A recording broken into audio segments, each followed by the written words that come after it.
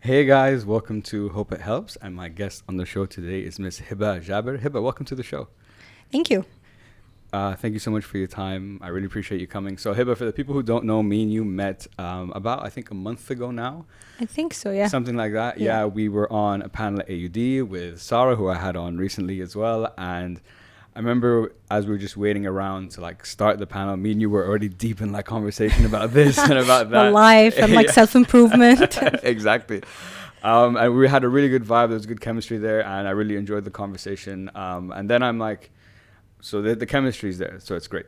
But I also thought, I'm like, what Hibah does is quite different to what I know and what the experiences I've had and the people I've spoken to. So I thought putting those two together and having you on the show would be amazing. And so I'm really, really looking forward to this. But before we get into everything, Hibah, why don't you give all of us a little bit of background about yourself, and we'll take it from there. Okay, so as you mentioned, my name is Hiba. I work as an engineer in Dubai. I got my bachelor's degree from AUD in 2012, and we actually never crossed paths, which is kind of weird given how small AUD is. Yeah. But you're in e-building probably. That's yes, why. I was in e-building most of the time. So I graduated in 2012. I moved to the US. I did my master's and PhD. So I was there for 5 years at Princeton University, got my PhD in civil engineering, and I moved back here. I've been working in structural design at our family business. So we have an engineering company that's been around for about 16 years now. Oh, wow. Okay, mashallah. And yeah, way longer than I've been there. So I've been working there for 5 years now, and and that's basically what I do. I'm a structural engineer. Structural engineer, yeah. I remember when we were talking and you told me like, I got a PhD in engineering. That's not something I hear every day, and that's not something many people do, aslan. So I'm curious, like, just to go back to the beginning, what was your motivation to even go into engineering? Was it something that you've always wanted to do, or is it just that you like the subjects and like you're good at math, you're good at the physics, you're good at all that? So I grew up, my dad is an engineer. So I grew up going to construction sites and the like. This is what my dad did in his free time, and he still does, but I just don't go with him anymore. But so I grew up going to construction sites all the time. And it was kind of what I had envisioned myself doing, just because it's the only thing I knew at the time. Okay. But then, like you said, I mean, it did correlate with my interests at school, because the subjects I was doing best at were math, physics. I did really enjoy them, and I did really enjoy learning about them even outside of the classroom. Yeah. So I was the kind of student who wanted to do more problems in physics, and which you don't get very often. I know. That definitely wasn't me. So that was what I was most interested in, compared to like biology and chemistry. Those never really piqued my interest. I got more into reading after school, but like in high school, I didn't really enjoy literature and these kind of subjects. So it was kind of confined to math and physics. Yeah. And given that civil engineering was what I grew up seeing, and with the boom in Dubai, you're also talking about graduating here like kind of right around the recession, but before the recession. Yeah. And so the construction boom here was like at its height. And so engineering seemed like exactly what you want to be doing here. And so I got into civil engineering. I didn't exactly know what I wanted to do within civil engineering, but it was exactly what I wanted to do. Yeah. And so even though my parents were not entirely supportive at the time, because they didn't feel like it was the right field for a woman, that I was going to have a hard time, especially in the region. And they kind of wanted to shield me away from that. Like, let's do something that's like more female friendly in this region. But stubborn as I am, I was like, because you said that, I'm gonna prove to you that I can do it. But so I wanted to do it just because everyone said you can't do it as a female, and I was like, why not? And so I started out in civil engineering. Everything was going well. My first year did the general topics, math, physics, and then I got into this one course, statics. I think we talked about that. Yes, we did. And it was exactly about how to make things stand, like how to make sure that things are in equilibrium, things are standing. And I was like, wow, this is fascinating. I think I was the only one in that class who was like mind blown, Other people, wanted to get good grades and whatever, but no one else was like, wow, this is amazing. And so then as I did a bit more research and talked to the professors, I realized that structural engineering is then exactly what I would want to do. Yeah. And then I got onto that path. So when I did my electives at AUD, I picked ones that were more in line with structural engineering. And then so I started thinking about graduate school, because particularly for structural design, we don't do a lot of courses in the general civil engineering degree. So civil engineering has 5 subfields. Okay. And structural engineering is only one of those. And among the classes that you take, all the engineering classes, you kind of have to take them spread out across these 5 different areas. Yeah. But structural engineering was the only one I was interested in. Okay. And so when you do your electives, you can do like 2 or 3 electives in that area, and that's it. So it kind of prepares you to start working, but it's not enough to really be designing buildings.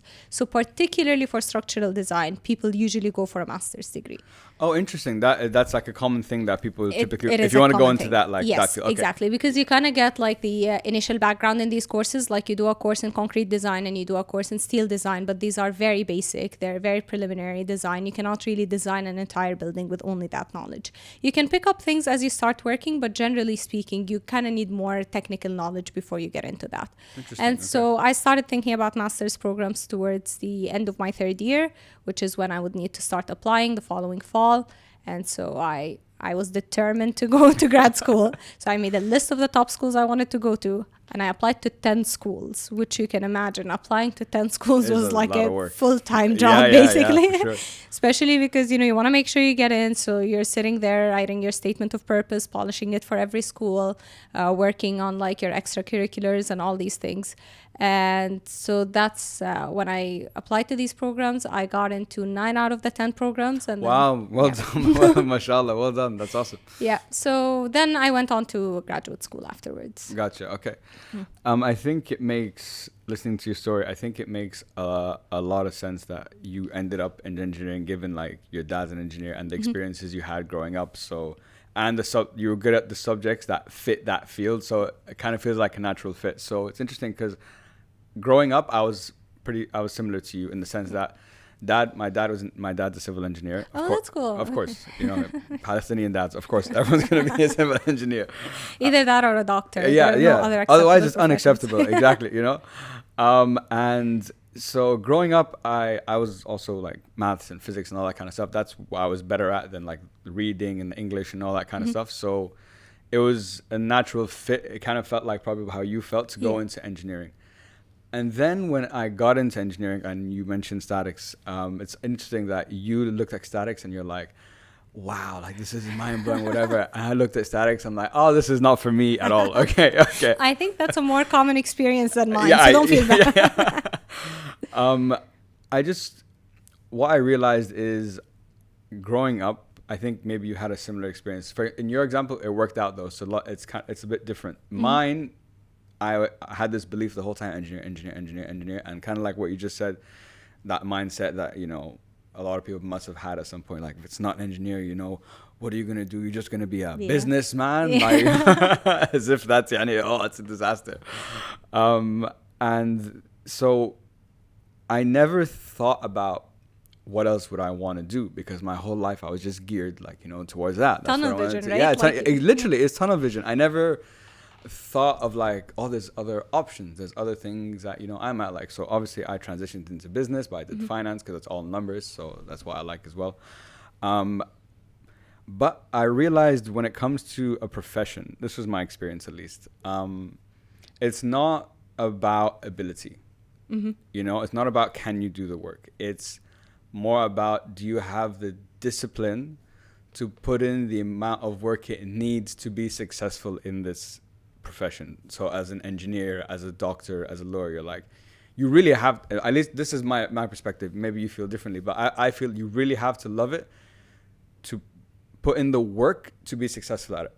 I didn't love it. I was good at the subjects, okay, it's something that I always thought I wanted to do, but I was never, like, I know myself, and I realized that's why I switched at the end, because I'm like, I'm never going to put in enough work that you need to be successful at this. So what advice would you have to maybe people that are younger that are considering going into one of these kind of professions, because maybe you go in and it's not what you thought it was? But for example, it's interesting because in your case it worked out, in my case it didn't. So we're getting both sides of the story. So what would you say? What do you think? Like, this is what I learned, at least. Okay, so I think passion does play a part, but I do think that in today's culture it's exaggerated, because you see all these posts like on Instagram, the inspirational posts that are like, if you don't wake up every morning feeling like you're going on a date when you go to work, then you shouldn't go. And it's like, I'm gonna say 9 out of 10 times I don't feel like like I'm going on a date. Yeah. So I do think that it's exaggerated, this feeling, and sometimes it can make you feel like you're doing the wrong thing, because there were times where I struggled with this idea, especially when I was in grad school. It does take a lot of work and energy. Yeah, of course. And then there are some days where I would wake up and be like, that's not what I want to do today. And like you said, that's when the discipline kicks in. But I do think you can train yourself to be disciplined. And I think you have to start young. I don't think you can suddenly become disciplined at 30, right? I mean, someone once told me that anything you haven't learned before 30, you can never learn after, which is a very depressing thought. I don't think that's true, but I do think But I get what they're saying, but I agree with you, yeah. I think there are certain habits, like I feel...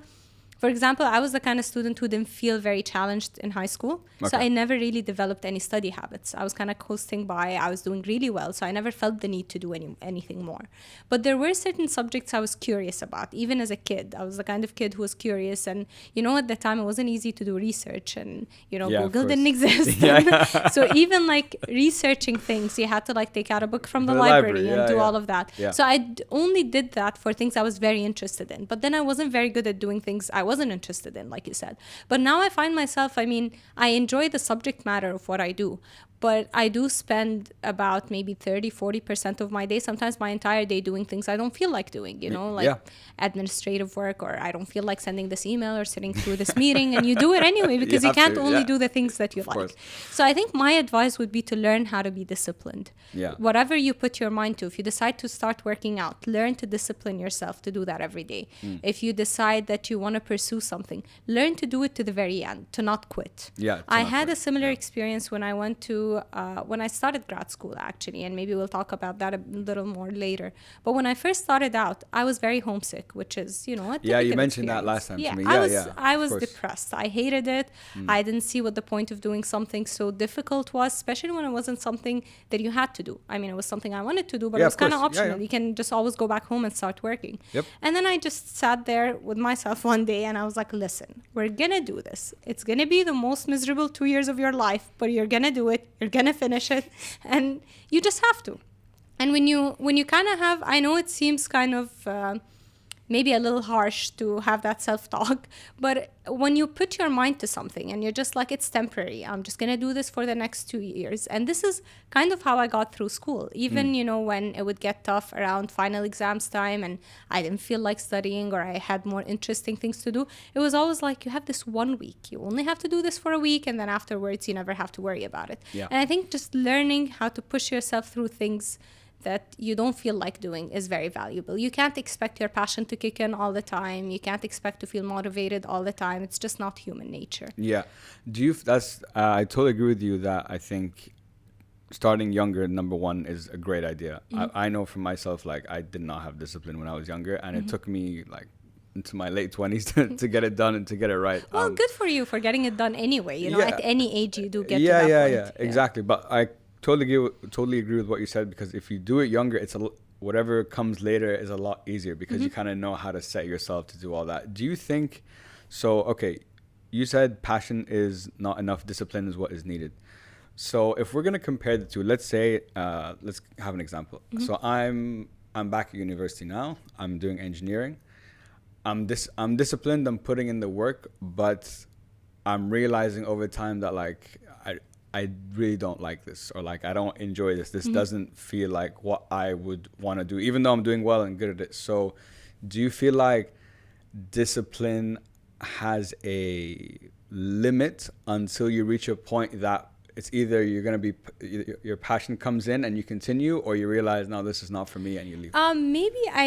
I think maybe it's the other way around. Maybe passion precedes the discipline. So I think passion can get you started. So if you like what you're doing as a general subject matter, like I just look overall at what I'm doing and I like it. But day by day, do I want to do it? Maybe not every day. So I think then discipline can get you through. But then if you're miserable doing it, your discipline has to kick in some of the time. But if you have to force yourself to do it every day, then you kind of have to reevaluate, right? Exactly. Am I in the right field? Am I doing the right thing? Because it's also no way to spend life just miserable and forcing yourself to get through things. True. No, I 100% agree. And interesting how you flipped it the other way, that it's the passion is the kickstart, and then the discipline is what carries you through. I don't think there's a right or wrong. I think both play the same in the same way, but from different perspectives. Yeah, because I do see the argument of the other way around, right? Yeah. A lot of people argue that, you start by being disciplined and then the passion will carry you through. Exactly. I just think that as things get harder, which is usually, not in the beginning, usually later on, then passion probably doesn't serve you as much. Yeah, fair. No, and that's fair. And I think you make a very good point. I wanted to come on to the Princeton experience, like the PhD and the masters and so on. So, by the way, should we be calling you Dr. Hiba? I don't know what the word is. No, I don't like that. I don't go by doctor. But you are a doctor. Technically, yes. Technically speaking, yes. Yeah, you have a PhD, you deserve it. You earned the doctor right. I feel super awkward when people say that at work. Someone wants to introduce me and they're like, this is Dr. Hiba. I'm like, no, it's Hiba. there is no doctor. Okay, so we'll keep it Hiba then. Yeah. Doing a PhD is something that, this is my personal thoughts and my perspective, is something that not only I have never considered, I've never personally understood, the desire to do it. Because, and correct me if I'm wrong, because I know nothing about this. So basically, if I understand, you have to come up with a thesis, and is it something that has to be completely brand new that you're researching and testing, and then at the end you get does this idea, is it plausible? Does it work? Or either it just, doesn't work during that time. So let's start just with walk us through what is a PhD basically. So to get a PhD, you have to do, it's kind of split up into two parts. Okay. There is some coursework that you have to do, kind of advanced coursework that qualifies you to do that research. And then there is your research aspect, which is the thesis that you have to compile at the end. Yeah. So what you're working on is basically this research project where you're either trying to do something new or to discover something new. Generally speaking, in engineering, you're not really discovering something new, so you're not really testing. You're testing if a method would work to make something better. So generally, we're working on improving, for example. Okay. Yeah, exactly. So on improving current techniques for whatever we are doing. So it does change for every field over time. So I think there was, for example, a time in the 60s, 70s, maybe even into the 90s, where in civil engineering and structural engineering, there were a lot of things that weren't understood. So we were trying to understand material behavior because we were dealing with these things like, for example, concrete. We have made concrete, we just don't really know how it works under earthquakes. So we do multiple experiments to verify whether it's this or that. Does it fail in this way or in that way? But then, for example, the work that I did, I was working on monitoring of structures. So we put sensors on structures and we try to understand their behavior on that. So I was working on the data analysis methods to understand the behavior, because basically what I was getting is you put a sensor on there, it gives you back data in the form of wavelength. And then you have to understand how that change in wavelength over time correlates with how the structure is changing over time. So I was working on data analysis methods to understand the behavior of the structure. Okay, that's really interesting. Okay, so talk to me about, I've never heard a structure behaving in any way. So, so I'm curious, when you're saying the behavior of the structure, what does that mean? Could you tell us a little bit more? Yeah, so structures over time, we have what we call stress and strain. So the structures see stress due to whatever load is on them, including their own weight. For example, if we're talking about a bridge, my research was on a bridge. The cars that go over the bridge, this was a pedestrian bridge, so it was just the human movement. So the pedestrians walking on the bridge impose a load on it that then makes the structure behave a certain way. So there will be elongations in certain parts of the bridge, there will be shortening in certain parts of the bridge. And as long as everything is as expected, we do design for that. And so we expect a certain structural behavior. And then when the data that we have tells us that something different is going on, then we're like, do we have a crack in the bridge somewhere? And then where is that crack based on this information? So the kind of the overall goal of this, the overarching goal, was to be able to instrument every building and every structure with sensors so that in the event that there is a failure, we could get warning beforehand. So this idea kind of came about, this idea of structural health monitoring is what it's called, SHM. Kind of came about 20 years ago or so, but then the methods for data analysis haven't caught up. So people were expecting that you put a sensor and then there's, a red light that comes on that says structure is failing, or a yellow light that comes on like that says an alarm kind of thing. Yeah, but to get to that point, you kind of need to understand what you're supposed to be seeing, what you're supposed to be measuring. So it kind of hasn't caught up in that aspect yet, but there's a lot of research going on in that area right now. Okay, that's really I've never I never even knew that, and I never knew about how like a structure changes and is supposed to act a certain way, and you can actually get an indication or data that tells you, like, is there a problem or is it working as you expect it to work? Wasn't there one? I'm not sure. There was a bridge somewhere, and didn't like the army walk across it, and because they were walking like a certain way, they hit. There's a word for it. What did they hit? The resonance. The resonance, Yes. and the bridge just collapsed. The Colmenares Bridge, yes. Yeah. And when you see the video of that, it is just horrifying to see like the amplitude of that motion. Yeah, it's like, and it's metal, but it's bending like it's jelly. You know, it was crazy to see. In engineering, I know that like the risk factor is quite high. You know what I mean? Like as a doctor, you have people's lives, at risk, so it's pretty risky. But also as an engineer, I know, like, if you're making a bridge, you're making a building, there's a lot of liability. If anything goes wrong, it's a disaster. Yes. You know what I mean? If it's a bridge and cars that's fall the down. pressure I live with. Yeah. So my question is, I know engineering is a very structured process. It's all numbers based. Is there space for opinions in that? If, like, you're doing like some calculations, whatever, could I look at this calculation and get a different perspective on maybe how we should do this, or this is the number, this is what it's saying, this is the way it has to be done? There is a matter of opinion, but usually when there is, we just go with the more conservative method. So, for example, in Dubai, and this is true in a lot of other places, when you design certain buildings, so any building over 120 meters high, so about 30 or 35 stories or more, your work does have to be checked by an independent third-party engineer. So there's an entire different entity, a company that checks your work, checks all your drawings, all your calculations, just to make sure that everything is okay. And sometimes we do get into a difference of opinion where they're like, I don't believe these assumptions are correct, or I don't believe these parameters are correct. And usually what we would do, I mean, you try to argue your point of view, but usually when I see an opposing point of view that kind of makes sense as well, then we go with the more conservative method. So we would calculate it both ways, and whichever one gives a more conservative answer, this is the answer we'll take. Okay, yeah. So better to be safe than sorry, exactly, I guess, right? Exactly. Yeah, it's usually not worth it unless something is like outright wrong, and then, you do your research and you have a reference that says, no, the American Society of Civil Engineers disagrees with this. But otherwise, yes, usually we would calculate it multiple ways and then just go with the more conservative. Okay, I think that makes a lot of sense. Why take that? Why? Is there a problem? Like, okay, you said there can be differing opinions, and you'll typically take the more conservative method. From a cost perspective, is there a reason for me not to go with the conservative method because it's probably going to incur more costs? So is that like the point? Like, if I'm a firm and you have a different point of view, this third party, I know, okay, we'll go with the conservative method, but this might increase the value of this project by like 2 million, 3 million. It does increase the cost. So is that where some tension can happen? Because I can imagine it would be. Not with us, with the people who do the costing. So we try to stay out of that. So usually when someone would come to me and say, how much of an increase in cost is that? I'd say, this is not my job. I don't have to worry about this, because you shouldn't have to put that as a consideration. If you have two options that are equally good, then we would evaluate the cost. But if it comes between something that we're not sure about and we could make it a little safer, usually we say, this is not my problem, this is what needs to be done. And then because there is a conflict of interest then, right? Exactly, because you want the client to come back to you, so you always want to be, giving him the cheapest possible solution. But at the same time, sometimes the cheapest possible solution could carry some risk with it, which you don't want to take. Yeah, exactly. That's really interesting, though. Could you?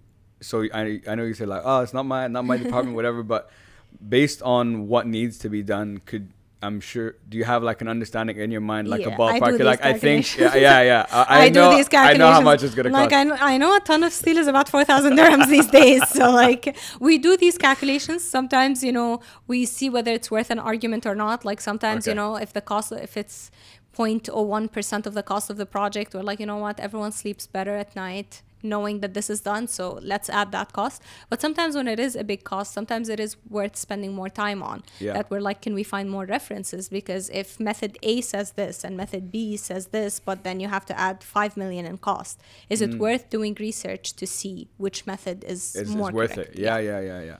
That's really, really interesting. Yeah, that's really, really interesting. I never even knew that. I never knew that there was like there can be opposing Yeah, views. yeah, yeah. You know what I mean? We get that a lot, even Yeah, from it's other very- civil engineers. Like, Really? because, the company I work in, for example, even the people doing the costing, even the people doing the business development are all civil engineers. And then when we get into a difference of opinion, they're like, well, who's right? I'm like, there is no technical right answer. It could go either way. And they're like, but how is there no right answer? This should be factual. It's like, Exactly, right? is it A or is it B? And I'm like, well, it could go either way. And the true answer is there probably is a correct answer, but you would have to do research to verify that. Okay. And sometimes the research just hasn't caught up. So like Okay. maybe you could do Okay. an experiment where you do A and B and then you check which one is actually closer to the truth, but you just don't have the time and resources to do that. And also the longer, if I'm not mistaken, the more time a project takes, the more cost there. We don't have the option. We don't have the option of taking more time to do it. You have a deadline, and that's it. You lose the project if you don't deliver by that time frame. Damn. And is it I don't know the field here. So my younger brother he's an architectural engineer as well. Oh, okay, cool. So he did a bit of civil, but he likes more design and kind of stuff. A little bit like you, but in a different way. Is it a competitive field here? Like, because Dubai is non-stop building, right? They're always building something. The rule here seems to be is like, oh, there's like a 1 meter of land, we have to build something. We should put like a baqala there or something, or a mall, whatever. Let's make use of it. Yeah, we have to make use of it. I can imagine here is a pretty competitive like. It is space, a competitive to like market, win projects and do them successfully and all that stuff.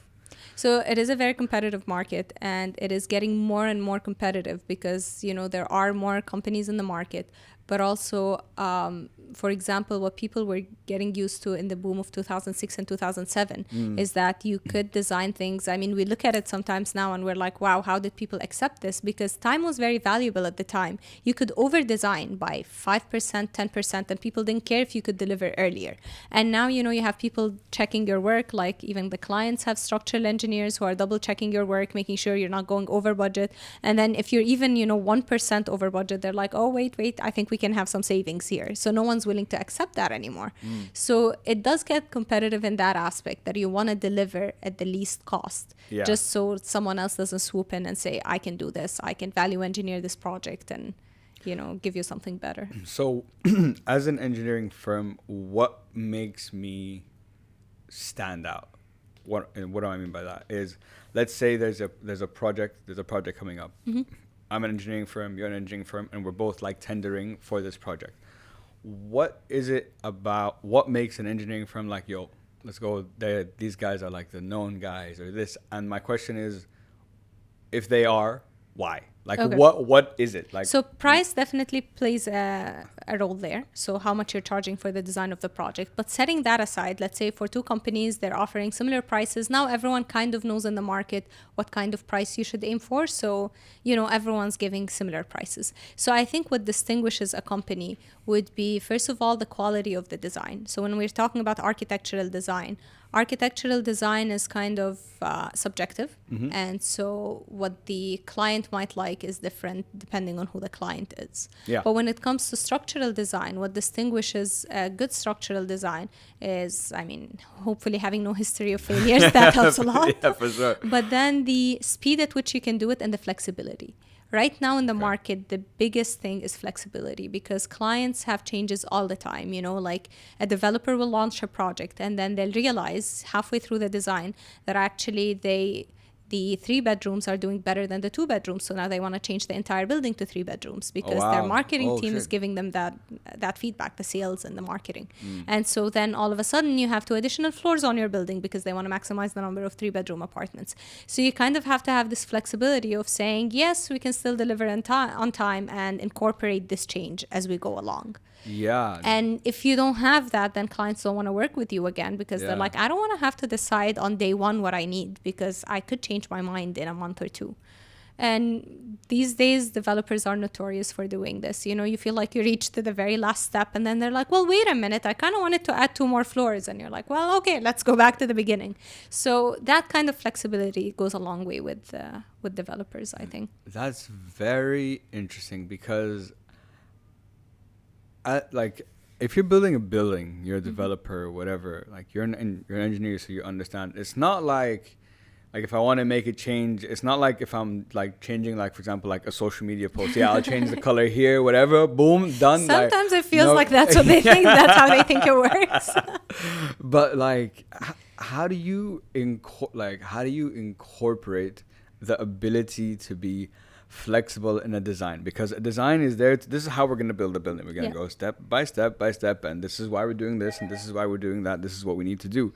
So how can I incorporate the ability for you to come at like some point and be like, oh, this floor, and okay, let's put like a new wall you here. Work let's longer make it hours.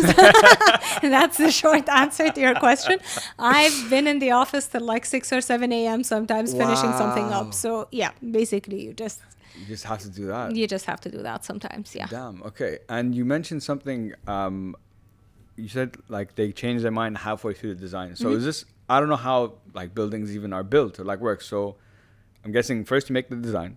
We both agree on the design. Yes. And then you move through the design in like stages. Is that how you build? That's how you like start building the building. Yeah. So basically, usually the client comes in with a design brief. Okay. Then there's a concept design stage because we don't even know what you want looks like. So we would give you 3 or 4 different options. Usually they're very different because we're trying to capture what you would want to see. So sorry to interrupt you. So design and concept design are 2 different things? Yeah, so what I would call design is usually what comes after concept design. So it's all part of the design process. Yeah, concept is the first stage. But then when it comes to structural engineer, to me, concept is kind of, I mean, I'm giving feedback, but I'm barely doing any work. Okay. You know, at this point, we're just saying, you might want to consider a column here. You might want to do this. But there isn't a lot of work because the design is still very fluid. You know, it's still very open. We could change a lot of things in the beginning. Yeah. So there's a lot of time to fix that later. Once you're done with the concept, then the client has kind of said, this is what I want. This is what it looks like. These areas look good to me. So you've kind of locked in the architectural parameters. Okay. At that point, you move on to what we call the schematic design. Okay. At schematic design, now you're starting to really give some details. You're not giving all the details. The numbers and like how it's going to look. Okay, at that point, as a structural engineer, I would have to give in column sizes, the wall sizes, you know, approximately how much steel would you need. At this point, they can start looking at a cost figure because we have enough details to kind of see overall. And at this point is when clients decide, okay, do I move on to the final design, what we call the developed design, or do I go back and say, no, this is way too expensive. Let's go back. Let's rethink the concept from the beginning. Okay. And so usually at any point during this design stage, they can say, well, actually, we've been talking to our sales team and they feel like if we just make the floor plate a bit wider, then it might work a bit better. You're like, okay, so I guess we're starting over. Yeah. How long does this design process typically take? Average. I know each one's different. Let's say it was no change. Let's say no changes. Everyone's happy throughout the whole process. So usually for like kind of a sped up process, we'd say maybe 6 to 8 weeks for each stage. For each stage? Yes, for each stage. Oh, wow. And this is before you even put one like brick in the ground, like At this point, you haven't done anything. Nothing. In some projects, you can maybe start the foundations like halfway through the design because you know enough information to start that. But most of the time, you would wait until the design is done. Wow. And what determines how fast the building gets built? Is it just the number of hours being worked on it? You know, like if I worked on it 10 hours for building it or for the design? For actually like building it. Oh, for building it, a lot of the time it comes with the cost. So you would talk to the contractors, they give in their offers, and sometimes they would give you an additional offer like, well, if you're willing to pay another 10 million, I can finish it 4 months ahead of time. So they give you the time frame during that. Usually what determines is the complexity of the design. Yeah, and how hard like is this to make? Basically? Yes, exactly. Yeah. The height of the building, the amount of concrete that you have, all of this is what determines how fast you can go. And then sometimes, if you pay the contractor a little more, then he can hire someone else under him, like a subcontractor. Basically, you increase the number of.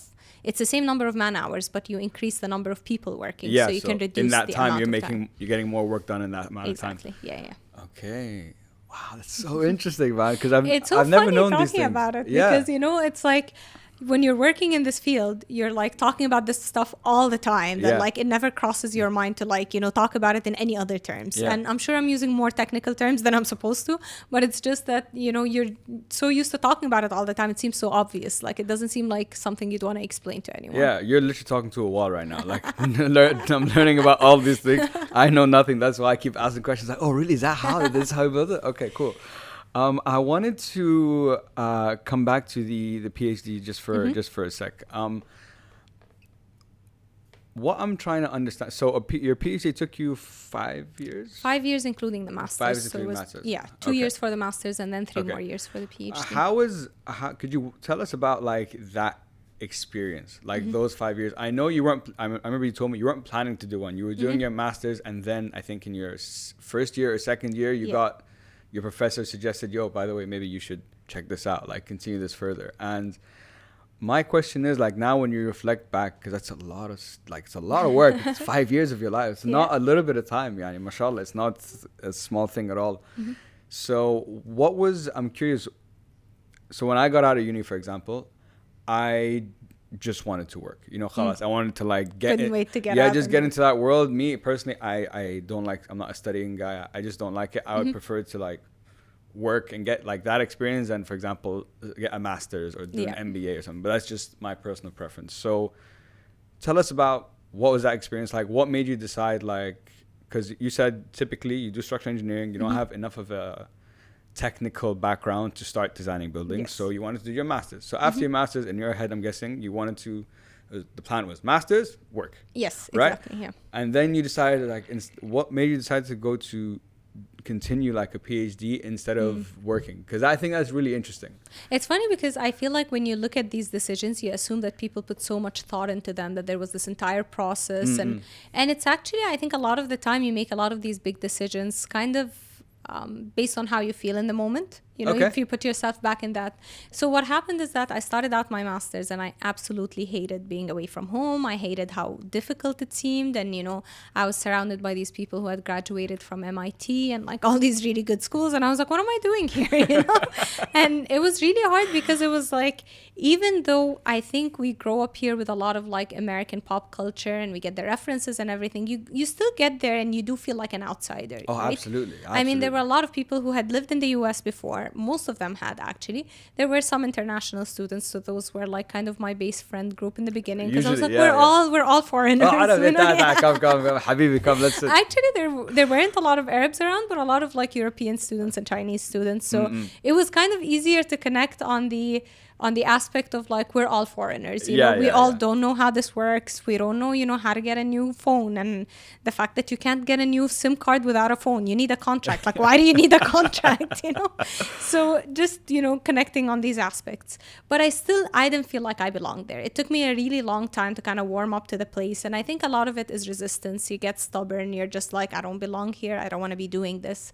And I think my first semester was horrible. I came back and like, I was really trying hard not to give anyone the impression that I didn't want to go back, because it's not something you need to do. A lot of people would just be like, well, then just drop out. You don't have to do this. Exactly, you know, you have the option of staying here.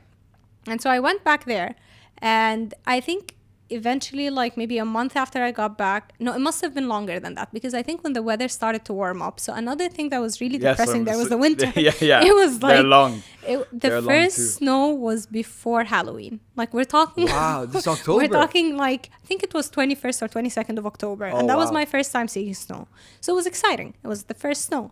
But then it didn't stop for 6 months. You know? It gets old fast. You're just like, okay. I mean, I assumed for some reason, because over here, like February is when it starts to kind of warm up again. Yeah, I expected that. And then February was apparently the coldest month of the year. And then March it was still snowing. And then like halfway through April, like, what is going on? But by that point, I had made enough friends. I was feeling more confident in my classes. I was doing better. So I just started enjoying it more. And at that point is when I had started doing research as well. So your first semester, you don't do any research, but second semester, you dabble into it a little. So I was working with my advisor, and I was really excited with this like new project. And he had made this joke. So he told me what the project was, and he said, this is what we're going to do. And then I was like, okay, when do we have to finish this by? Because he kind of presented the overall thing.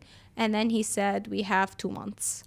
And I just took that seriously. Like, I went home and I started working, and I made all this progress. And a month later, I was presenting it to him. I was like maybe 70% done by that point.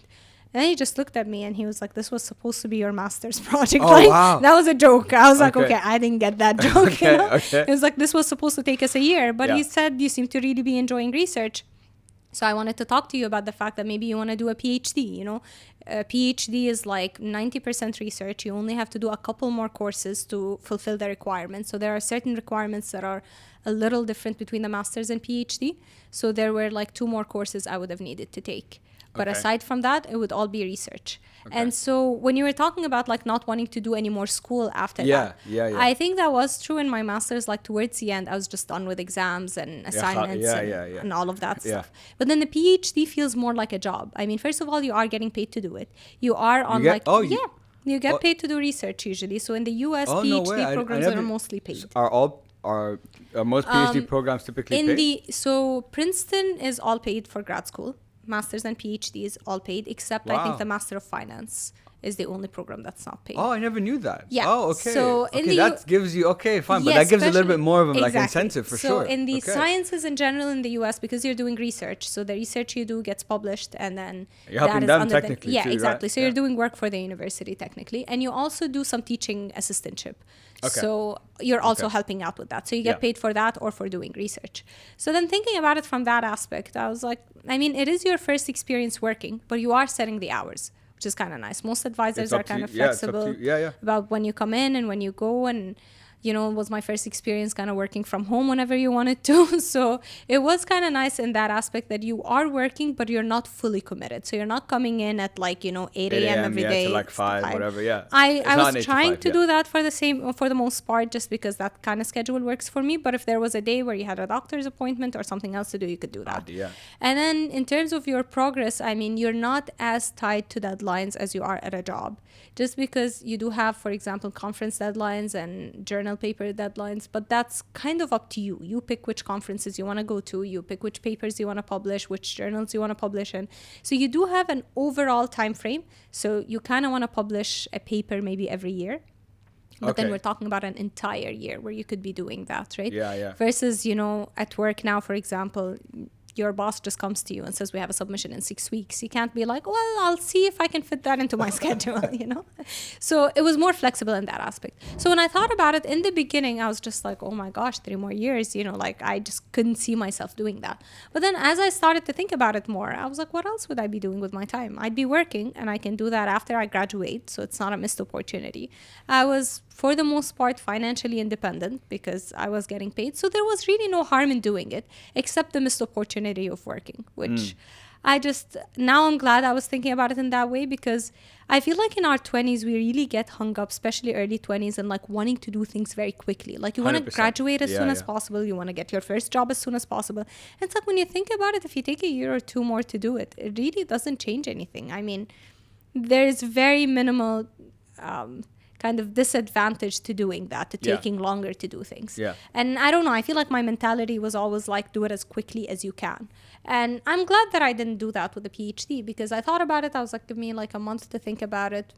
I actually ended up taking the entire summer, I think, to think about it, because you need to apply the following fall. And I talked to a few people, and I think the best advice I got was from my undergrad advisor at ED. I talked to him about this, and I said, my reasoning for not wanting to do it is I don't know why I would do it. Like, what would I do with that degree? That's fair, though. I wasn't planning on like going down the academic route. I wasn't planning on teaching. I wasn't planning on doing research like full time. And he said, you don't have to have a reason to do it. I mean, if you're just enjoying it. And he said one statement that kind of caught me off guard, but I was like, that is actually a good point. He said, you're making all these plans for the future, but then there is this saying in Arabic that says يخططون وتضحك الأقدار. Meaning you're making all these plans, but fate is laughing, like, you know, you have no idea what's coming, nice right? You have no idea what's coming. And I was like, that is true. I mean, I was 22 at that point. It's like, I'm only 22. I still have a lot of time to do things, so why not? And so I just ended up applying for the PhD program. At that point, I didn't consider any other programs. I was like, I love being here. I don't want to put myself through the misery of like discovering a new place again. And it was a great choice, I think. I really enjoyed it. Yeah, that's really, thank you for sharing that story, by the way. It's really, because I wanted to hear like what, like that process, like what were you thinking? Why did you make like this decision? How was it doing, you know, a PhD? Because I know, again, nothing. I didn't even know you get paid until now. Yeah. You know what I mean? I mean, I don't think it's true everywhere. I think it's true. It's more common in the US, especially for the sciences where you do research. Yeah. Okay. Yeah. I didn't even know that. That's crazy. And also that like you said, I think you made a good point. When we were younger, you feel like everything has to be done now. Like you feel like there's like a deadline coming for like what you want in your life, like tomorrow or whatever. Until you hit 30, and then you're like, there's Yeah. still a lot of time. That's so true, by the way. It's so true. Honestly, after I turned like my late 20s, and then after I turned 30, I'll be 32 this year. I can't believe that.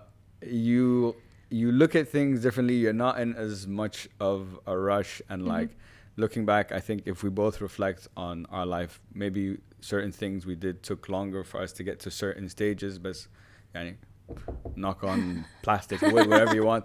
Alhamdulillah, you know, we're both, you know, at least happy now with where we are, and we didn't get there in like 1 year, 2 years. Exactly. Things happened, and it took a bit longer maybe, but you know, here you are. So I think that's really, really good advice. What would you say to... Okay, you might have some bias here, but I'm gonna see what you say. So let's say I came to you for advice. I'm like, I'm considering doing a PhD. I'm doing my master's. I'm gonna finish it, and I'm deciding, do I do a PhD or do I work? Because at least this is my perspective. When I was first starting to work, every company, and it's still true today, will tell you this: we need you to have experience. But I'm like, I need you to get experience so I can have it, you know. So it's like you need experience to get experience, which made no sense to me. And I think then when I started working and the experiences I had, whatever, and I finally got what that, you know, that term means, you know, like experience. Like why do people look for it? Why is it important? Because you need that like time to like learn and go through things, and you know what I mean? Because then you can be in a position to maybe do this job successfully. Correct. If you haven't gone through certain things, you might not be able to handle it. Not because you can't, you just haven't done it before. So I think experience is priceless. You know what I mean? No matter what experience you did, it's still like what you've done is still good. So what would you say? I know you went down the academic route. I went down the experience route, like the work route. So what would, like now reflecting back, if you're like balancing it out, what would you say? What do you think? I would say that I think academics or like work in academia kind of gets a bad rep, because the work I did in my PhD, I was still getting experience, maybe not in this specific field, but I do feel like you accumulate this skill set that you would have accumulated at work similarly as well. Because you are working on deadlines, you are managing your own time, you are working on technical tasks usually. Maybe not exactly the tasks you would be doing at work. But for example, I found that I was able to pick up certain things quicker than I would have been able to as an undergrad, right? I mean, coming in. So my year of experience after the PhD is not the same as my year of experience would have been at 21 coming from Absolutely, yeah, of course. And even in terms of being like client facing, in terms of being able to talk to people, the confidence you have as you get more experience getting older. So when I started working, I didn't feel like I didn't have experience. You felt like... I felt like I just joined a new company, but I did have some experience with work. Okay. So I don't think you graduate with like zero experience, but I think it also depends a lot on your field. I think there are certain fields where your degree or a PhD might not have any value at all. And at that point, you might feel like you've wasted your time. Yeah. And there are other fields, for example, I don't feel like it has direct consequences on my work. I don't think it directly relates to what I do right now, but I do feel like I did acquire skills that, like, I do have some knowledge in certain areas that sometimes comes up randomly. You know, there would be a discussion, I'd be like, I know this one thing because I remember reading it some years ago. So because it is in the same field, it is relevant to a certain extent, but it's not like the research that I was doing is the work that I'm doing today. So it's not as relevant as if I would have pursued like an academic kind of job. Yeah, like you said, I think you made a good point. It's useful, I think, doing what you did. The amount of research and knowledge you have to like accumulate going through that experience, maybe, like I said, doesn't directly impact like your day to day of what, you know, Hiba, you look at what I'm doing now. But there are certain things that might come up when you're looking like a design or whatever, that if you haven't done what you've done and done the research, whatever, you'd never see it, or you'd never do it. even your approach to like looking up something new. I feel like I don't shy away from that just because I've done it so many times. But the first time I was doing that in my master's or PhD, it was like, how do you do something new and also make sure it's still correct? Because you're doing it, it hasn't been done before. So you don't know that it's correct. So you kind of have to design this little experiment for yourself to make sure that, for example, the code I'm writing is giving the results it's supposed to give, because no one else has written this code and it doesn't exist online and I can't verify it in any way. And so it does come in handy when you're trying to do something new, for example, at a project now. And you're like, okay, there is no clear guidance on how to do this, but I know how to design an experiment, a little thought experiment to verify whether what I'm doing is correct or not. So it is helpful in these little ways, but it's more like, I would say, maybe more soft skills than exact technical skills. And that makes a lot, like you said, you've like, besides writing papers, like present like your thesis, you have to like present it, and like you have to be challenged on it, and that's like just being in like a meeting, like a sales meeting, and you're a client and I'm trying to get you, convince you like this works, this is good, my PhD, this is right, this is what I do every time I design a building now. Then I have to convince a bunch of people that it's safe. Exactly. I'm curious, so you said that when you, because I was curious about how you felt when you finished your PhD and joined your first job. So now, how long have you been working now? 5 years. 5 years. Okay. So we're 5 years down the line since you did your PhD. You've been working now for 5 years. What have you learned in the past 5 years through working that you would have never been able to learn at your PhD? So I'm not going to get into like the technical skills. Definitely there are technical things that I learned that I didn't know about before. But I think politics is not something I have ever encountered in academia.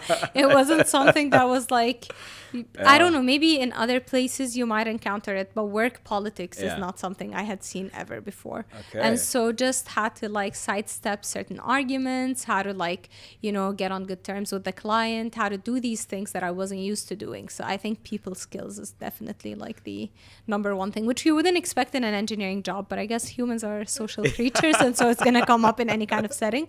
But I think academia is more of a lonely experience where it's just you and your computer. At most, it's like your advisor, maybe one more collaborator, but that's it. There aren't too many stakeholders. And even when there are, they're kind of behind the screen, because when you submit a paper to be reviewed, for example, a reviewer has to review it, has to give you comments on it, but you never face them. It's kind of behind the screen. So you submit it, it's usually anonymous to the process. So you submit it, they review it, it comes back. You have no idea who they are, they don't know who you are. So like, it's not really something you ever have to face. And here it's like, you have to sit there, listen to someone, criticize the work you've done, and maintain your cool, because you have to be able to answer, you have to be able to convince them. So, I think if that's the learning you have, like politics, it's you said politics, seems like you have some experience with that. So I've worked in corporate and I've worked in startups. Now, there's plus and minuses on both sides. Corporate is obviously more structured, established, been there for a while, whatever. Maybe might pay you better. Depends. Some startups actually pay quite well.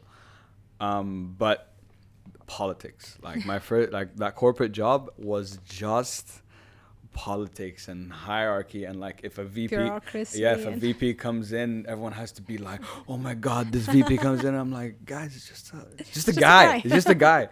The only thing, okay, he's an expert in this, fine. The only difference between this guy and like me right now is he's like 30 years older than me, so he's done 30 years more shit than I have. That's it. And respect to you, not taking it away, but I shouldn't have to be like, oh wow, yeah. It's only 30 years. It's only like as old as we are. It's just my age. That's it. But it's fine.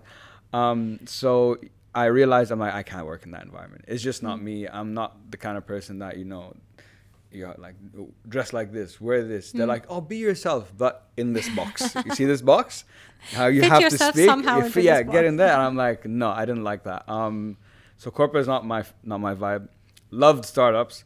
Definitely much more relaxed, much more my type of culture, okay, as well. But obviously, it's a startup.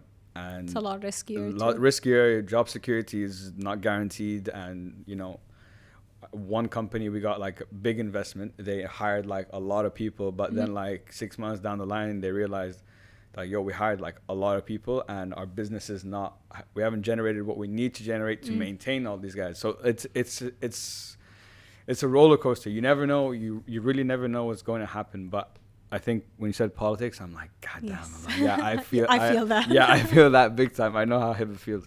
I'm curious. As an engineer, this is one thing about engineering that I feel bad about, because it's a very difficult field. It's not easy, and anyone who's an engineer, I look at them, I'm like, respect, because I couldn't do it. You did it, so respect. Okay, and deservedly so. But when I'm comparing it, for example, to like a doctor or like a lawyer, from a financial perspective, I feel like the amount of work that's been put in and the financial return, especially for the beginning to middle part of your career, is not the best. You know, you start on site, you have, the pay isn't great. So what are your like thoughts about that? You know what I mean? Because I feel it's a shame. It is a you shame. Put in so much work. You deserve to be getting much more than that. Yeah. I was recently talking to a friend about this, and I think the hardest part for me to accept was that you don't get paid in an industry based on how important it is or how difficult the job is. I always felt like if you did a more difficult job, then you should be getting paid more. Exactly. But that would make sense, right? Because it's also dependent on how many people are willing to do that job, how many people are capable of doing that job, and also how much money does this entire industry generate. Because I'm not even going to talk about doctors or lawyers. I'm going to talk about, for example, entertainment and sports. Yeah. And you see these people, I'm not saying their jobs are easier. I'm just saying that there isn't anyone else who can do it as well as they can, right? So then you get these people getting paid like crazy amounts of money. Yeah. Just purely based on like, their talent. I'm sure they do a lot of training, but then it doesn't seem to like translate over to like other industries. And it's because there's just that much money in that industry compared to like, no one's watching me sitting there, doing making my structural models. Not as entertaining to watch. Yeah. And so I think part of it is, obviously I'm not going to sit here and tell you we shouldn't be motivated by money and, it should be about, the passion and how much you enjoy it. But let's also be real about money is important. I'm sorry. Let's be real about it. Yeah, let's not bullshit. Yeah, exactly. I don't think it's fair how much engineers get paid compared to like the work they put in. Yeah, for sure. But I also think it's like harder in this part of the world because I do feel like because of this idea that everyone wants to be an engineer, everyone should be an engineer, I think there are way more engineers than the industry can even handle. And so you get a lot more people who are willing to do the job for way less. And that kind of drives the salaries even lower. In terms of how I feel about it, I try not to think about it, honestly. I try to be like, what, maybe you could make more being an investment banker, but I don't want to be an investment banker. I want to be an engineer. And so, I think not all jobs pay fairly, let's say, but at least if you get something else out of it, like if you get to do something you enjoy, you get to drive by a building and say I designed that, which I do all the time for like the 2 buildings that I drive by. I think if that gives you satisfaction, then maybe that kind of makes up for, we're still talking, you're making good enough for a living. It's just maybe not it doesn't feel like it's on par with the amount of effort you're putting in. Yeah, exactly. Like compared to I'm talking about the beginning to middle, because I know because I've learned from my dad. He's like, you start making good money in engineering, but like after like 10 years or whatever, like way later. But then the hours field. Also get better. So I think it's all together. It's true of a lot of industries too. Like you look at management consultants, they put in like crazy hours of work. They're getting paid well, but not as well as like a partner, right? So like once like you're 10 years in, you're a partner, you can set your hours, you're good. So what does career, for like in your case, for example, what does career progression for engineering look like? So I know you start like on site. That's like the beginning. Usually you start on site. That's like, you're in the trenches, you got to learn, you need to study this, you got to be on site, you got to look at that beam, you got to make sure everything's good. Like that's where you start. So what's like the ceiling, like the best in the highest position you could be in the field of engineering? There are 2 kind of parallel paths when you get into engineering. For example, I'm talking here about civil engineering. You're either a site engineer or you're a structural engineer like I am. So as a structural engineer, you don't start out on site. So as a structural engineer, you're the one in the office making the plans. So that goes to the site, and then the site engineer is the one who supervises to make sure that what I put on the plans is actually being done on site. So it's not the same person doing both. Even though we try to have some overlap, I try to go on site sometimes, make sure that, it's still we're still all on the same page, but it's usually two separate paths. Okay. So if you start, let's start with what you were talking about. If we start out on site, you start as a civil engineer on site, called usually a site inspector. So there are two parts to this. You're either a contractor or you're a consultant. As a consultant, you're supervising the work of the contractor, but either way, you're on site. And then as you move up the ranks, you move into more managerial positions of still the same sites. So you're still, maybe you're not working on one site anymore, you're overseeing 2 or 3 sites. Yeah. But you're still kind of involved in the construction operation itself. Yes. You're not as involved in the design aspect of it. Or if you're in the design aspect like I am, instead of designing one project, you're designing multiple projects. Maybe you're working on bigger projects. Like I started out working on smaller buildings. Now I am qualified to work on a tower, for example. But then this is a completely separate path. Yeah. But they are parallel in the sense that you do move up the ranks working on like bigger projects and then overseeing other people working on projects. The highest position you can get to depends on which kind of company you work for. So you're either working for a contractor or a consultant or as a client, like a developer. Yeah. And in all cases, I think as a VP is what they would call them, like a vice president of construction is probably what you're aiming to go for, what you're aiming for. Okay, interesting. So there are different paths depending on where your expertise lie, like to start off, right? Yeah, okay, exactly. So you can be a structural engineer who is either on site supervising the work, or you can be a structural engineer doing the design, or you can be a structural engineer for a developer where you're reviewing the work of the designers to make sure that everything is okay. Gotcha. Okay. That's really interesting. That I didn't know there was different paths. I thought, in civil especially, because the only ones I know, I know it's like my dad started out on site too. Everyone, so I just hear site. So I'm like, okay, that's where you start, and then I don't know, where you go. Mm-hmm. I'm curious. So I know you wanted to take a bit of a detour for a second. Mm-hmm. I know you taught at AUD for a year, actually. I did, yes. As a teacher. Now I'm curious. First of all. Okay, I have many questions, but let's start with one. First of all, how was that experience for you? Okay, so that was again an unplanned experience. So I was still in touch with my professors from AUD. We were on good terms. And then one day I get a call from the Dean of Engineering. This was in August.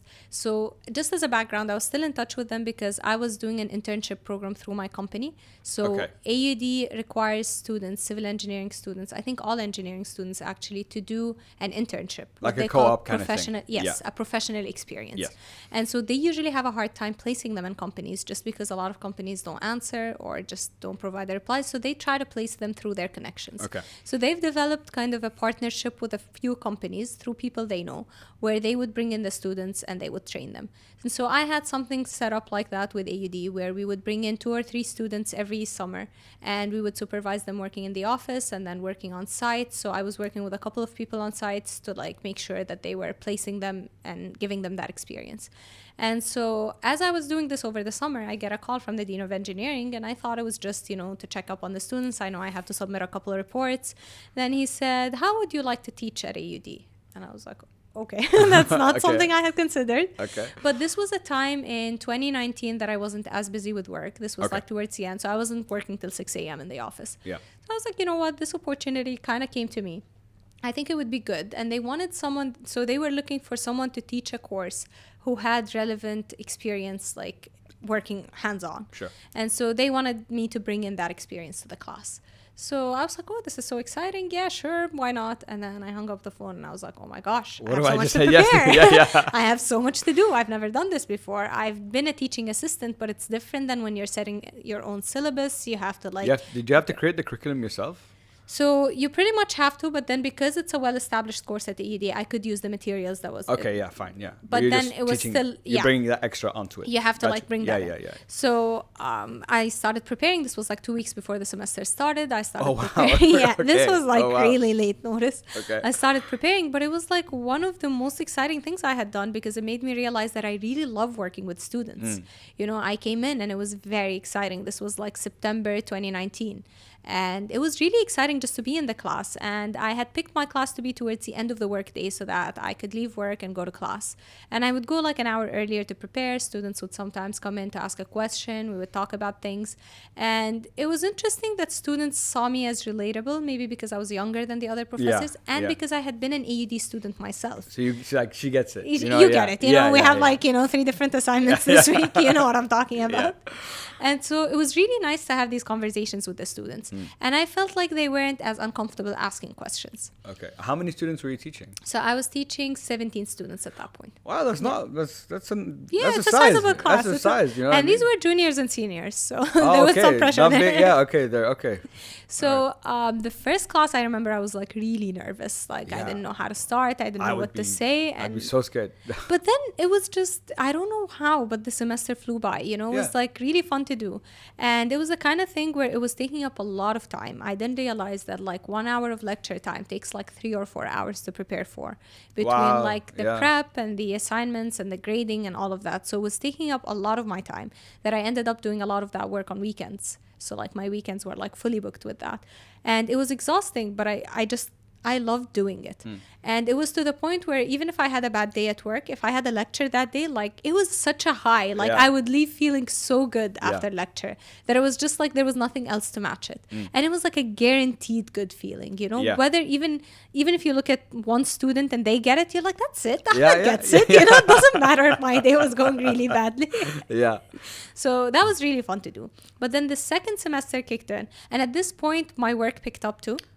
Okay. And so I was swamped at this point. I was working. So I was teaching that class from 4:30 to 6, and then doing office hours till 7, which sometimes would drag on till 7:30, and then driving back to the office, working until midnight or whatever to finish whatever I needed to do, and then going back home. So I was working insane hours these days. And then the second semester came by, and it was also the same kind of rhythm. I was still really busy.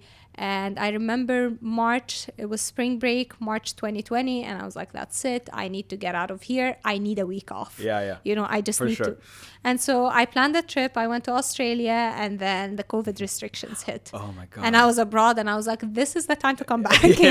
Changed my flights. I came back, and then everything was going online. AUD changed all classes to be online. Work was online at this point. And I think it gave me some time to kind of just calm down and breathe and think about it. But it also took a lot away from the fun of the teaching experience, unfortunately. Being in front of the class.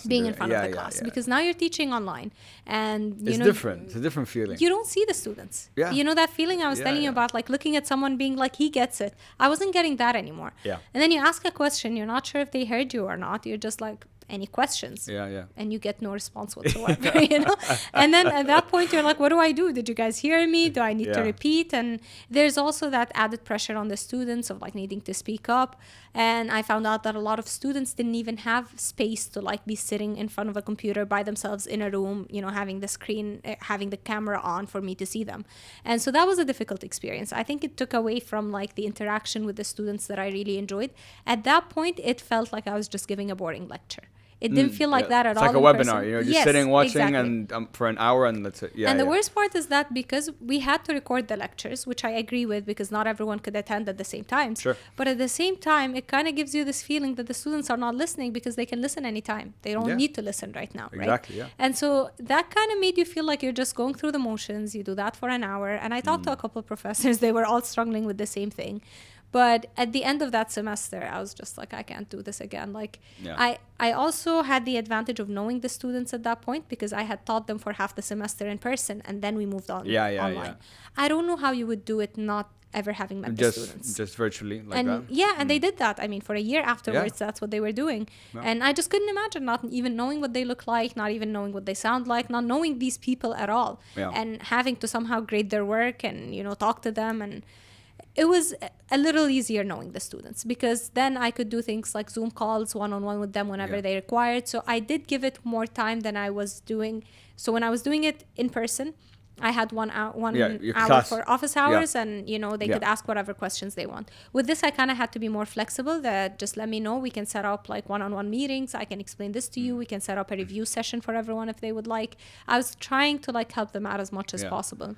It sounds like you were being more proactive. You had to be more proactive. I had to. To keep, to like maintain that connection. Yeah, and to the point yes. where like I just had to put a stop to it at one point because I was trying to be very available, but then, with students, and I understand their stress and everything, but at one point, I was online on Microsoft Teams because I was also using it for work, and a student called me at like 11:15 p.m. and I was like, this is where I draw the line. I'm done. You can send a message or something, but you can't just audio call me at 11:15 p.m. I understand your exams tomorrow, you're freaking out, and I understand that tendency, but then also we didn't have that option when we were students. But maybe if we did, we would have gone knocking on their doors. Yeah, maybe I definitely would have knocked on some doors for sure. You're just freaking out the night before, like last minute. I don't exactly. get this, please. But yeah, I mean, overall, it was a really good experience. I feel like it's something I would do again. It definitely added to my experience. Like, it definitely... For sure, yeah. Even technically, I think it forced me to go back and review things that I never thought about. I thought I knew very well or I hadn't thought about for a while, and, it was interesting to bring that in. But even just being able to explain something to someone who just has no idea about it. Yeah. I think we sometimes forget, and we talk about things in terms that are like, we all know this. Or as we all know. Yeah, exactly. And it's like when you're talking to students, it's very different, and it's a very different we don't all know. We need to get and the there, things that you thought you knew, they always say, like, if you really want to know if you understand something, try explaining it to someone. Exactly. And some of these concepts I would try to explain, and I'd be like, I have no idea what I'm saying.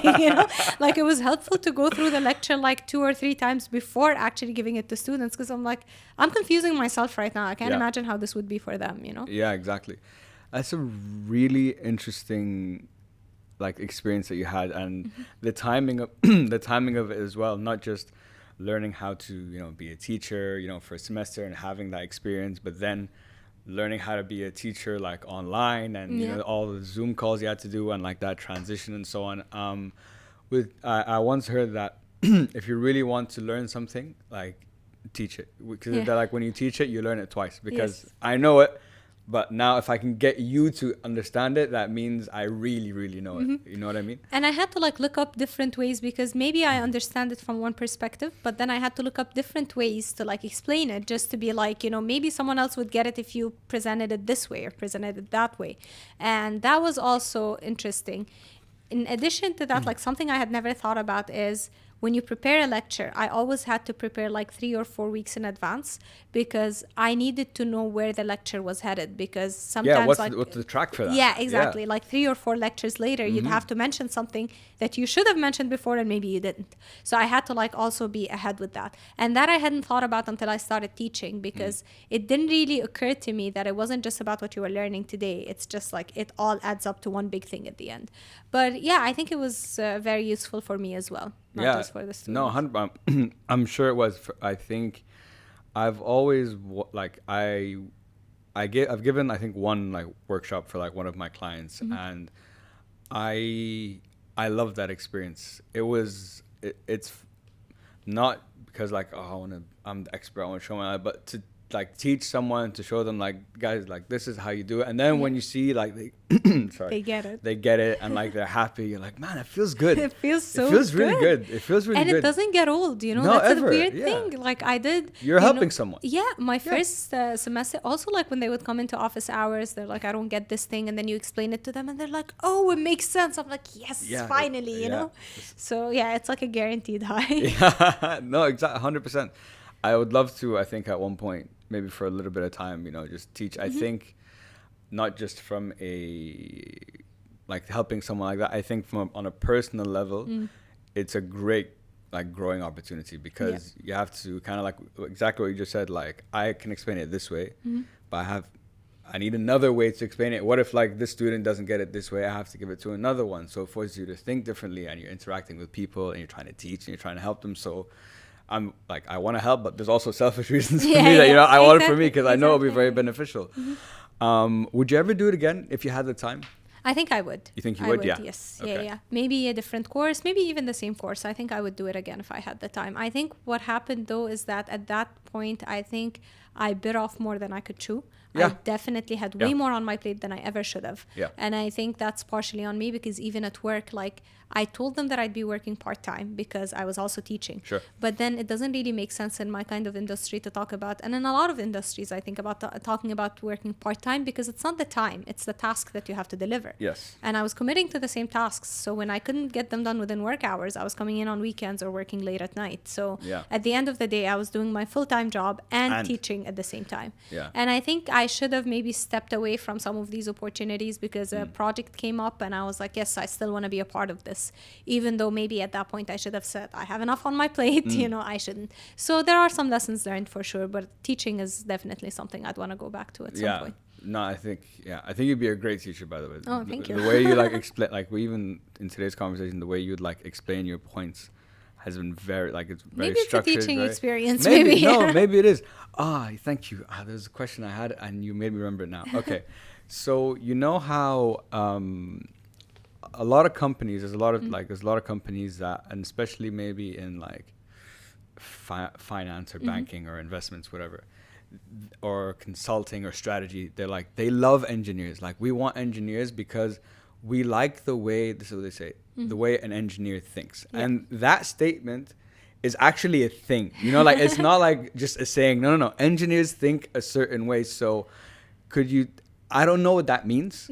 So could you tell me, as an engineer, when they say like this is the way that engineers think, like, what is it that in the way you guys think that is so attractive to a lot of like different industries and so on? You know what I mean? I think going through engineering gives you kind of shapes your thinking into a certain kind of logic. There has to be a logic where like 1 leads to 2, 2 leads to 3. Okay. But also not only logic, because I think logic exists in a lot of different fields, but I think there is this kind of problem solving mentality. Yes. Where you walk in and you're like, what is the problem and how can we solve it? Where I think in a lot of other fields, you kind of maybe tackle the problem, talk about different aspects of it, but then you're not like, okay, where does this lead at the end? And I find myself even interested, like, I was just telling you that I got into like listening to podcasts, and I noticed that the ones I enjoy the most are the ones that tell a story, like, what is this leading up to? You know, there's like an investigation, and then these were the results of the investigation. Maybe the thoughts are like interesting along the way, but I need to know where this is headed. So there's this kind of like maybe a long-term plan, at least, maybe you're not aware of exactly how to solve the problem, but you're trying to take steps towards that. To get to that. Yeah. Gotcha. Yeah, and I think there's also a lot of cynicism that comes with engineering.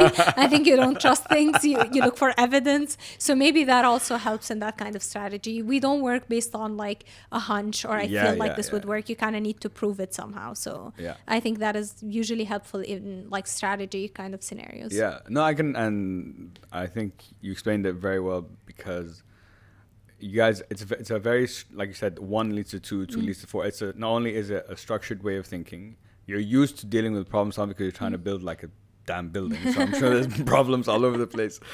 But also, like you said, and because you're building a building, you know what the end goal is. You know what it's supposed to look like. You know the design. You know where we're trying to get to. So it's about crafting the plan and the steps to get there. So it would make sense why that is attractive to a lot of other It's industries. also open-ended, even though it seems like the steps are clear. It's like 1, 2, 3. But then like you don't always get it in that sequence. There are things that are different about every building, about its geometry. It looks different. The materials are different. The height is different. So like you do encounter new problems. Like I've been doing this for 5 years now, which isn't very long, but you would assume that it's at this point... It's a good amount of time though. 5 years is not little. Exactly. So you would assume that you're encountering the same issues over and over again, and maybe some of them are similar, but then there are a lot of things that, I look at, and even, my manager who has 30 years of experience looks at and he's like, I've never seen that before. That's new. Okay.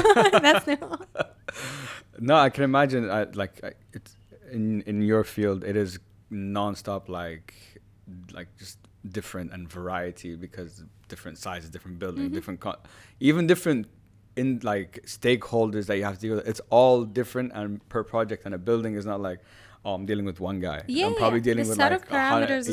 It's ridiculous. I can imagine.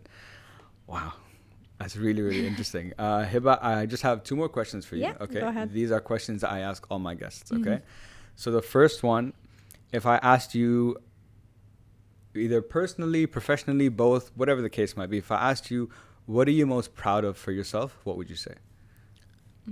Most proud of. I mean, this is very predictable, but it's definitely my PhD. Like I have a printed copy, and every now and then I always joke with my friends from grad school that, every time I'm feeling down or I feel like, not doing that well at work, I just open it up and I'm like, look at this, look at all these equations. You did this, you know? Yeah. So yeah, I think the graduate school experience is definitely what I'm proudest of, because I also feel like that's something that I did on my own for my own. Like I didn't have a purpose for it.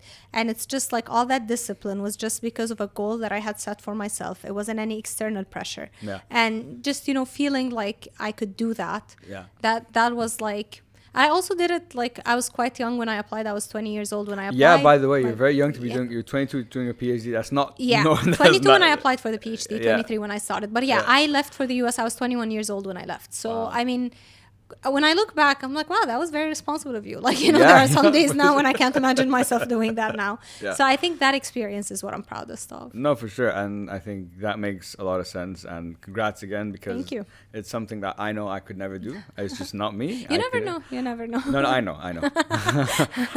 And like you said, what I love about that is still the proudest thing for you is the satisfaction and validation you get when you go through something like that, or you achieve something big that you didn't get the help, you built this yourself, you were committed, you got the goal, is the best feeling like ever. So I totally understand like why that would be, and you should be. It's an amazing accomplishment. Thank you. Yep. And for my last question, Hiba, what is the message that you'd like everyone to take home with them today?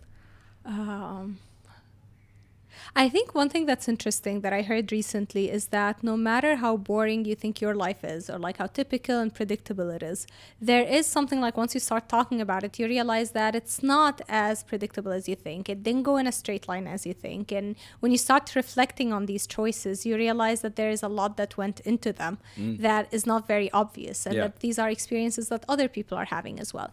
So it's interesting because I was kind of hesitant doing this. We talked about this and I said, Khaled, I have nothing to say. Like, I don't know what I would say on a podcast. And I mean, look at this, we've been talking this whole time.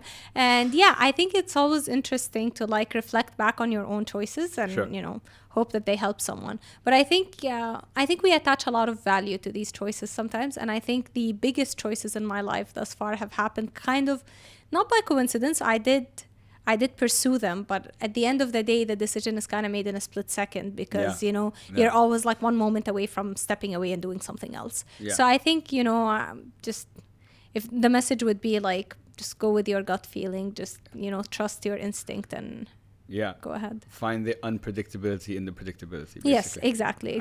Never think that it's boring or like that, everything you're talking about, everyone has already seen or has already done. Your experience is always going to be unique. Yeah, absolutely. And I think that's a great message, and something that when you were saying it, I'm like, oh, that's a really good point. Like, I've never thought of it in that way, but like you said, when you take the time to reflect, if I'm reflecting now, if you reflect now, there's so many. If you asked me, even like we're sitting here right now, if you asked me 2 years ago before I started this podcast, and like, oh, in 2 years you'll have done this many episodes and whatever, and like this is the work you'll be doing, I'll be like, get out of here. What do you mean? Like I couldn't even see it, but 1, 2, 3 things happen, whatever, and then like here you are. One decision at a time, but like it's really hard to pinpoint like what led you to this moment. Yeah, you can't. I think it's a combination of so many little things and experiences you've had that like spark that one decision that gets you to like here, which makes it your unique experience. Exactly. Absolutely.